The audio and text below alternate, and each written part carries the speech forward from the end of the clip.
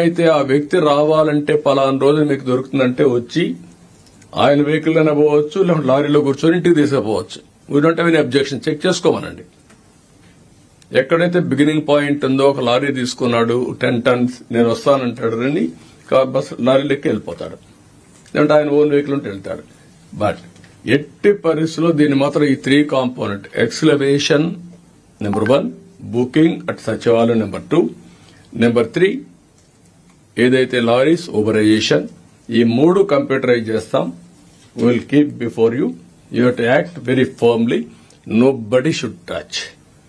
ఇది ఏదైతే పేదవాళ్ళకు ఉపయోగపడి మనం ఇప్పుడు రోటీ కపడా మకాన్ అంటాం, ఆహారం, దుస్తులు, ఇల్లు, ఇది ఇంటికి కావాల్సిన ఇసుక.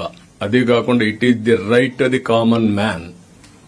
నేచర్ లో వచ్చిన ఇసుకని కొంతమంది ఇష్టానుసారంగా చేయడం చాలా దుర్మార్గం.